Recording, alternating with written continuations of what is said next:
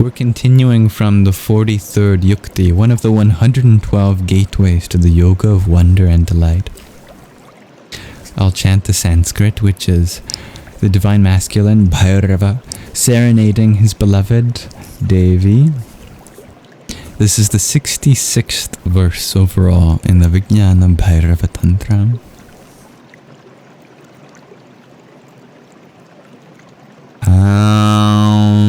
Kuhanena prayogena sadhya eva murgekshane samudeti mahanando yena tattvang prakashate.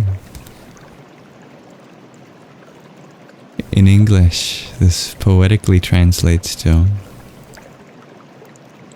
I usually don't sing the translation, but just for fun, why not? You whose existence melts me whenever you dissolve into helpless laughter, transported by a magic show, antics or jokes, having your armpits tickled, drenched by a sudden shower, or any of nature's tricks. Dive into the source of that laughter, surrender to the surge of joy, illuminating the essence of reality. Just to get you a flavor of, the rhythm of the verse and the tone and the meaning simultaneously. It's funny, it sounds more serious when you don't know what it means. The word of the verse in which the meditation practice may be seated is ku. That's K-U-H, ku. It means to surprise or astonish or cheat by trickery or jugglery. The practice? Life is full of surprises. And one of the sacred functions of meditation is preparing us to be poised and ready to laugh, especially when the joke is on us. During meditation, welcome surprise, however it shows up, in thoughts, shifts of mood, or changes in your state of consciousness. Welcome the sense that you have no idea what is going to happen next in your practice. You could be feeling bubbly and energized, and suddenly fall asleep.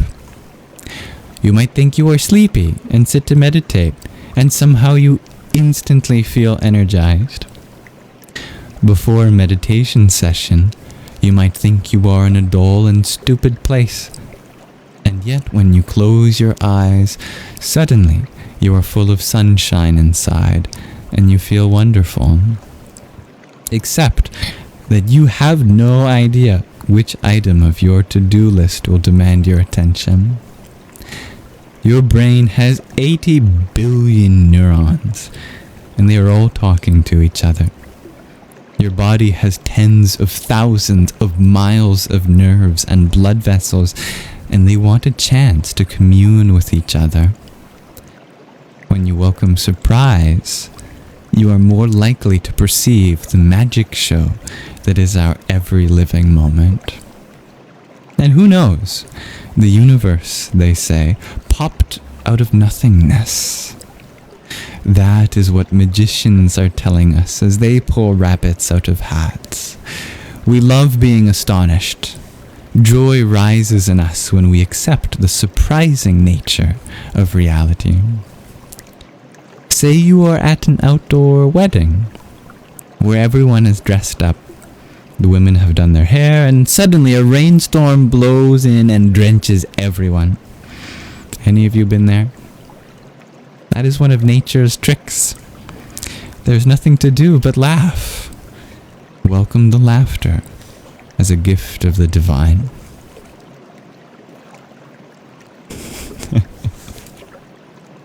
That is the word of the verse, the 43rd Yukti and the 66th verse. Let's read another one, shall we?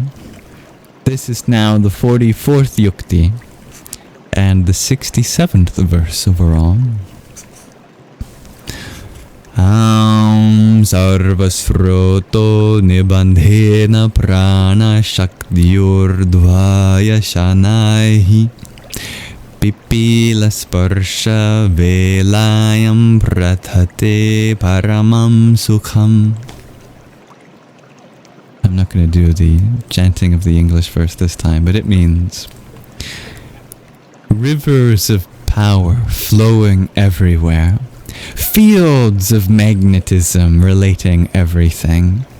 This is your origin. This is your lineage. The current of creation is right here, coursing through subtle channels, animating this very form. Follow the gentle touch of life, soft as the footprint of an ant, as tiny sensations open to vastness.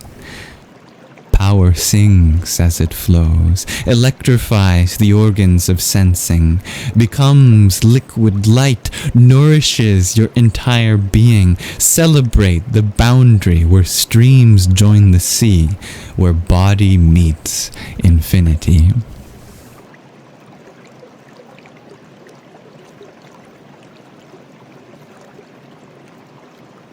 The word of the verse is Srotas. S-R-O-T-A-S.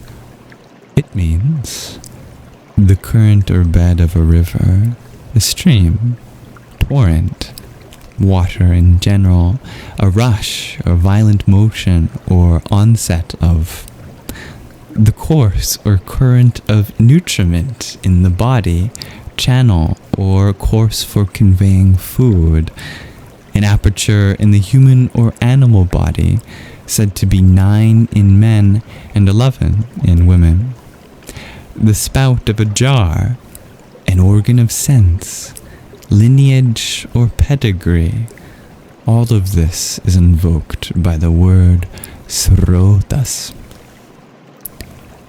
The practice? Prana is breath, life, vitality.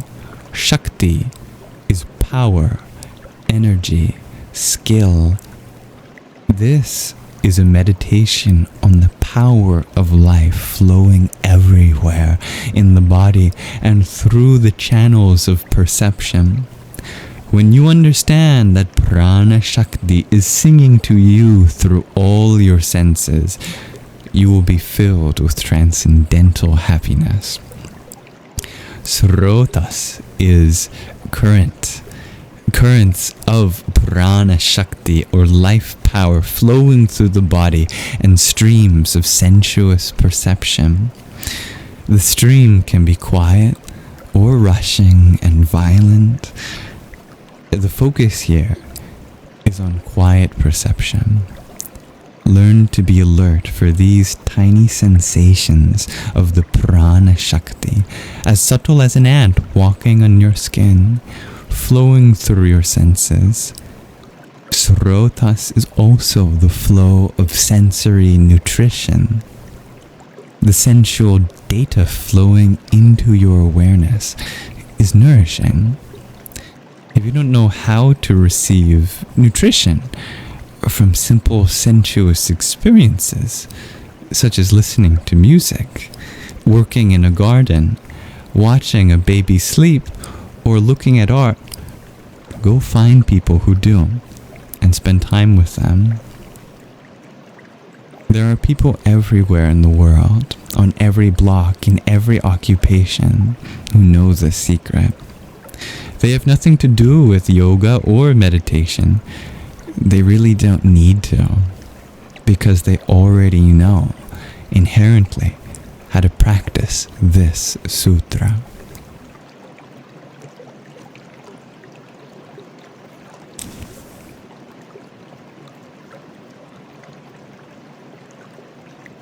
Again, a beautiful reminder, as exemplified by this ancient scripture, that nothing in spirituality is about coming to learn something that you don't already know. It's already natural to you. The only thing you don't know is that you already know. Let's read just one more verse. This is the 45th Yukti and the 68th verse overall. Vahnir vishasya madhye tu chittang sukhamayang shipet kevalam vayupurnam vasmaranandena yujyate. This means, as the fires build in sexual joy, enter that blessed place between the legs. Embrace the holy energy shimmering there. Follow the rising flow, undulating throughout the spine, shivering with pleasure. As the fire intensifies and flashes upwards, suspend the breath for a moment. Throw your whole self in. Become brilliance in your bodily form, in union with primordial bliss. A reminder that this is a tantric text that saw sex, unlike many other religious traditions, as a sin, but instead as a part of spiritual communion with the divine, assuming it is, of course, consensual. The word of the verse is yuj. Yuj is a very ancient verse, or any very ancient word. It's the root of the word yoga, through a lot of very complicated reasons like ablaut and sandhi. The word yuj becomes yoga. Yuj means to yoke or join, to fasten or harness. For example, horses to a chariot. It can also simply mean to make ready, prepare, arrange, set to work, use, employ, apply, to equip an army, for example, to put arrows on a bowstring, to fix in, insert, to inject, perhaps bodily fluids, to turn or direct or fix or concentrate the mind, thoughts upon, to recollect, recall, to join oneself to be united in marriage. In astronomy, it means to come into conjunction with. I think there is currently a conjunction with the Sun and Uranus, so you'd call that a yoga in that case. To encompass, to embrace, exciting, or an exciter, being in couples or pairs. Yuj. The practice? Yuj is the root of both yoga and yukti. These are the 112 yuktis, or methods of achieving yoga or union. And it has a similar semantic range. Yuj refers to all kinds of joining, including sex. In the embrace of exciting sex, we can feel like we are made out of happiness.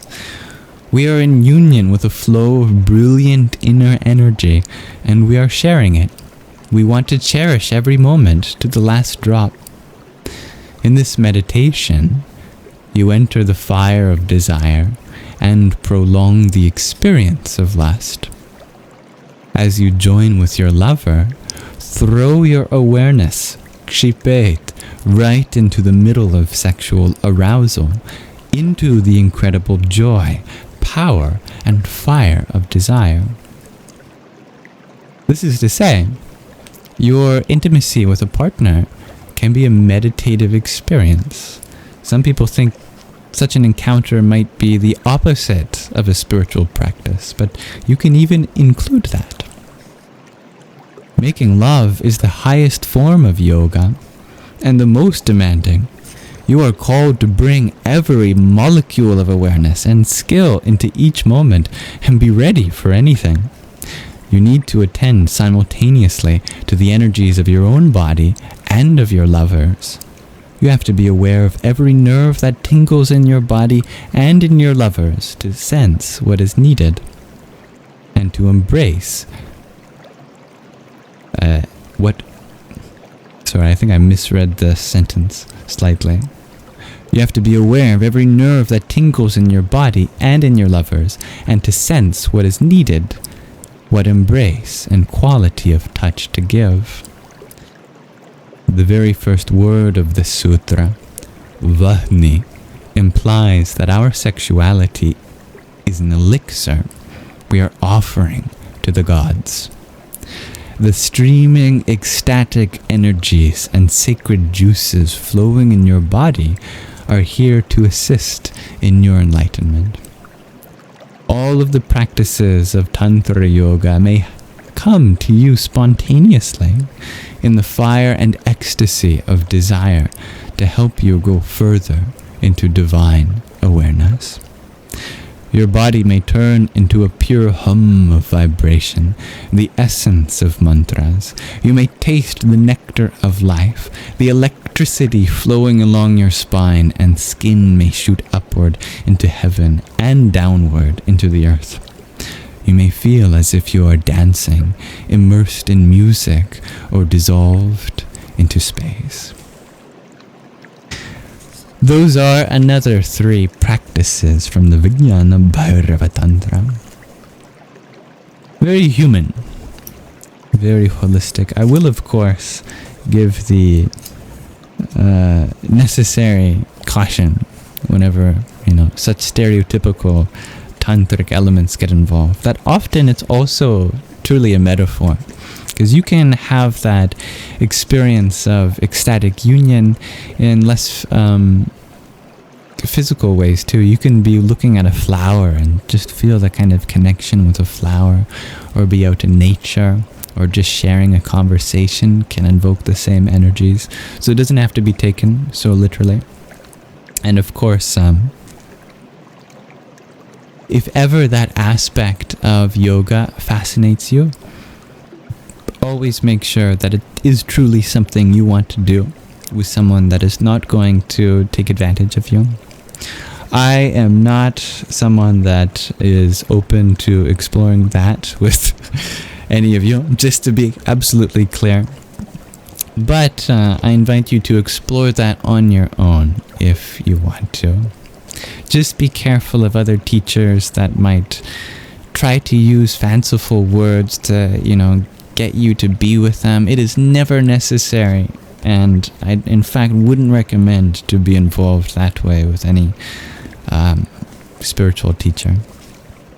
But in your own life, with partners that you share a very trusting relationship with, or even with yourself in the privacy and comfort of your own space, feel free to explore these aspects of your body or your partners with the understanding that even that can be a spiritual practice too. So thank you very much for listening. We will pause our reading there for now, and I look forward to continuing the scripture with you.